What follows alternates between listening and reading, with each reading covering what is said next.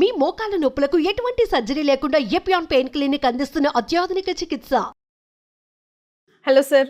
నమస్తే మేడం. నమస్తే sir. Wait లాస్కి జనరల్గా మనిషి ఏం పాటించాలి, ఏం చేయాలి, ఏం చేయకూడదు, దాంతో పాటుగా ఒక హోమ్ రెమెడీ. షుగర్ ఉంది, బీపీ ఉంది, థైరాయిడ్ ఉంది, మోకాలు నొప్పులు ఉన్నాయి.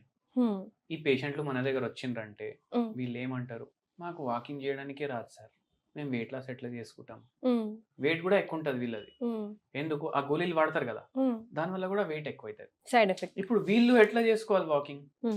అయితే సింపుల్ గా నేను మీకు ఒకవేళ బరువు చాలా ఎక్కువ ఉందంటే ఫస్ట్ ఆలోచించండి, మీకు ఏదైనా అండర్లయింగ్ రోగం ఉందా, మీకు థైరాయిడ్ ప్రాబ్లం ఉందా, మీకు షుగర్ ప్రాబ్లం ఉందా, మీకు బీపీ ప్రాబ్లం ఉందా, మీకు పీసీఓడి ఉందా, మీకు ఏమైనా హార్మోనల్ చేంజెస్ ఉన్నాయా బాడీలో, దానివల్ల కూడా వెయిట్ పెరుగుతుంది కదా. ఇప్పుడు అది ఆ కండిషన్లో మీరు మన దగ్గర రావాలి.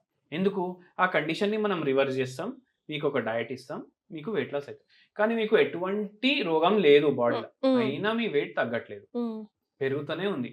దాని అర్థం సింపుల్ ఒకటే, ఇన్పుట్ అవుట్పుట్ మ్యాచ్ అవుతలేవు. అంటే ఇన్పుట్ ఎంత అయితే మీరు తింటున్నారు అంత మీరు స్పెండ్ చేస్తలేరు. Simple logic. అంటే మొత్తం రోజు మీరు కూర్చొని పని చేస్తున్నారు కానీ మధ్యాహ్నం బిర్యానీ తింటున్నారు, మొత్తం రోజు కూర్చొని పని చేస్తున్నారు, మధ్యాహ్నం బిర్యానీ తింటున్నారు 2ంటికి, మళ్ళీ 4:30కి పునుగులు తింటున్నారు.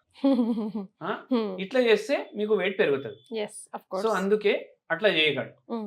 మీరు మార్నింగ్ బ్రేక్ఫాస్ట్ ఖచ్చితంగా తినాలి. అందరు ఏం చేస్తారు, అరే వెయిట్ పెరిగిపోతుంది, నేను ఆఫీస్కి పోయి లంచ్ తింటా, ఆఫీస్కి పోతారు. ఇంటర్మీడియట్ ఫాస్టింగ్ లో కూడా మరి బ్రేక్ఫాస్ట్ స్కిప్ చేయాల్సిందే కదా. ఇప్పుడు ఇంటర్మీడియట్ ఫాస్టింగ్ లో కూడా ఎంత మీరు ఇంటర్మిషన్ ఇస్తున్నారు అది కూడా ఉంటది. 12 hours ఉంటది, 14, 16, 20 కూడా ఉంటది ఒక్కొక్కసారి, అది వేరే కేసు బై. కానీ ఏ డైట్ అయినా, కీటో అన్నా, ఐఎఫ్ అయినా, పావ్లో అన్నా, మీరు ఎన్ని రోజులు చేస్తారు? మెడిటరేనియన్ అన్నా ఎన్ని రోజులు చేస్తారు? వారం, 10, నెల, దానికన్నా ఎక్కువ మీరు చేయలేరు. మీరు ఏం తింటుండ్రు అదే తినాలి, దాంతో మీరు వెయిట్ లాస్ చేసుకోవాలి. నా ఫిలాసఫీ అదే. నేను అట్లనే తగ్గినా కూడా 88 నుంచి 67కి వచ్చినా. నేను రైస్ తిని, స్వీట్లు తిని, నాకు ఏది ఇష్టం ఉంటే అది తిని నేను తగ్గిన. అయితే నేను సింపుల్ చెప్తా మీకు, మనం ఇప్పుడు ఏం చేయాలంటే బ్రేక్ఫాస్ట్ స్కిప్ చేస్తాం. బ్రేక్ఫాస్ట్ స్కిప్ చేయొద్దు, లంచ్ స్కిప్ చేయొద్దు, డిన్నర్ స్కిప్ చేయొద్దు. మనకు ఆకలి అయింది అనుకోండి, ఎక్కువ తింటామా తినమా మీరు చెప్పండి. ఎక్కువనే తింటాం. ఇప్పుడు ఐఎఫ్ చేస్తున్నాం, నైట్ తిన్నాం, మార్నింగ్ కూడా ఆకలి ఉంటది, లంచ్ ఎప్పుడు వస్తుందని ఆగుతాం మనం. మళ్ళా ఎప్పుడైతే ఆకలి ఎక్కువ అవుతుంది అప్పుడు మనం తింటే ఒకటి ఎక్కువ తింటాం. మళ్ళీ సెకండ్ థింగ్ ఏంటంటే, ఎప్పుడైతే ఆకలి అవుతుంది కదా, మనకు ఏది ఇష్టం ఉంది అది తినాలనిపిస్తుంది. మనకి ఏది ఇష్టం ఉంది అది తినాలనిపిస్తుంది. మనకి ఇప్పుడు పులిహోర ఇష్టం అంటే పులిహోర తినాలనిపిస్తుంది, మనకు బిర్యానీ ఇష్టం ఉందంటే మనకు బిర్యానీ తినాలనిపిస్తుంది, మనకు కేఎఫ్సీది ఫ్రైడ్ చికెన్ ఇష్టం అంటే అది తినాలనిపిస్తుంది, అదే తింటాం పోయి. ఎందుకంటే మనం ఇంటి బయట ఉన్నాం కదా, వర్క్ ఫ్రమ్ హోమ్ అంటే అమ్మాయి వండితే అది తింటాం. కానీ బయటికి పోయినామంటే అరే ఛాన్స్ తినేద్దాం, మళ్ళీ రేపటి నుంచి ఇప్పుడు దాకా ఎలాగో డైట్ చేసాం కదా, మైండ్ మీద ఫుల్ కంట్రోల్ ఉండాలి. అట్లా డైలీ మీరు ఇంటి కాడ బ్రేక్ఫాస్ట్ చేయండి కంపల్సరీ, లంచ్ కంపల్సరీ చేయండి, డిన్నర్ కంపల్సరీ చేయండి, ఇంట్లోనే తినండి. బయట తింటే వాడు దేంతో చేస్తుండో మనకు తెలియదు, వాడు చేసి ఇస్తాడు, టేస్ట్ బాగుంటది, వేడిగా ఉంటది, పొగ వస్తూనే ఉంటది, మనం తినేస్తుంటాం. సో అట్లా చేయకండి. So first rule home food. Second rule 3 పూటలు తినాలి. థర్డ్ రూల్ ఏంటంటే, ఏది పాలిష్డ్ వస్తువు మీరు తినొద్దు. ఫర్ ఎగ్జాంపుల్ మధ్యాహ్నం మీకు ఓకే, లంచ్ లా ఓకే, బ్రేక్ఫాస్ట్ లా, డిన్నర్ లా లేదు. ఇప్పుడు గోధుమ పిండి వాడతాం, గోధుమ పిండి వాడితే దాని మీద ఉన్న పొట్టు తీసింది గోధుమ మీరు తీసుకురావద్దు ఇంటికి, పొట్టు ఉన్నది గ్రైండ్ చేసిందే తీసుకొని రావాలి. అది కూడా దొరుకుతుంది, కప్లీ ఆట అంటారు దాన్ని, అది తీసుకొని రండి. అది ఒక రూల్. మళ్ళీ సెకండ్ ఏంటంటే, మనము ఎంత గోధుమ వాడతాం, ఎంత రైస్ వాడతాం అంతే క్వాంటిటీ మీరు మిల్లెట్లు కంపల్సరీ తినాలి డైలీ. ఏ రూపంలో అన్నా మీరు తినాలి. ఇప్పుడు గట్కలాగా కూడా తినొచ్చు, దోశలాగా కూడా తినొచ్చు, మీ ఇష్టం అది. మళ్ళీ థర్డ్ రూల్ ఏంటంటే, మనం ఆయిల్ వాడతాం కదా, ఈ ఆయిల్ మీరు హెల్దీ హార్ట్ అని రాసి ఉంటది దాని మీద.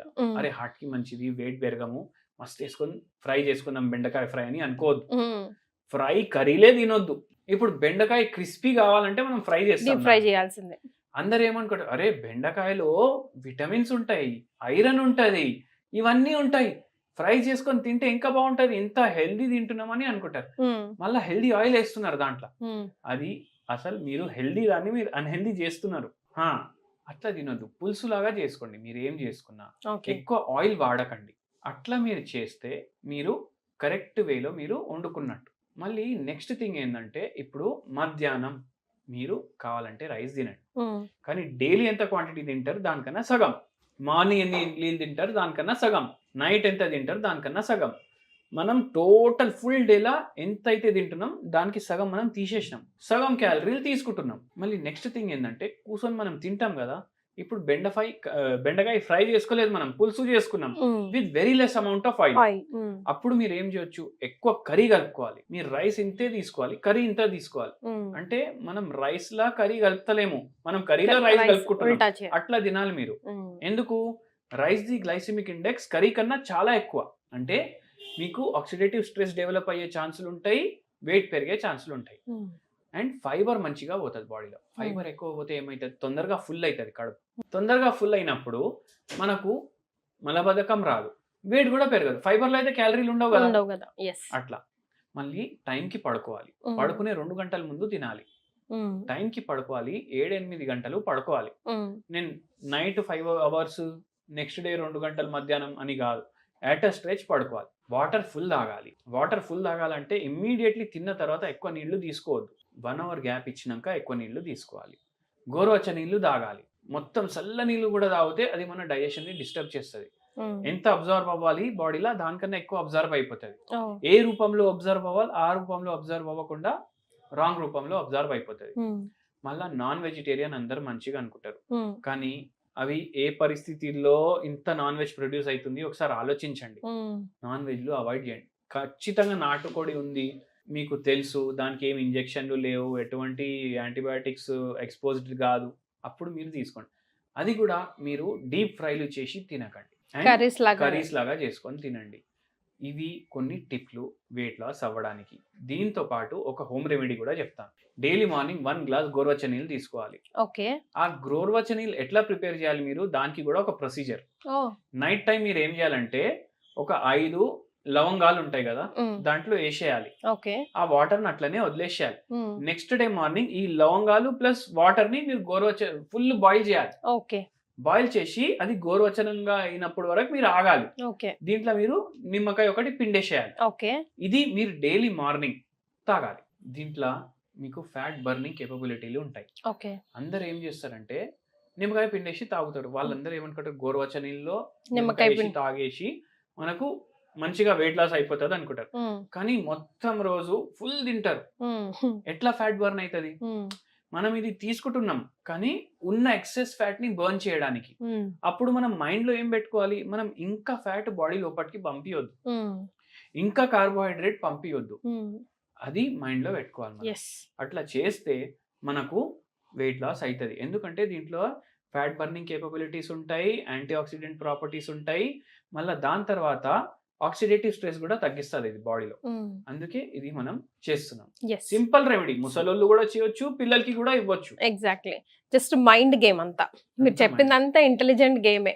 మన బాడీని మన కంట్రోల్లో పెట్టుకొని you have to follow the rules and regulations. Thank you so much sir.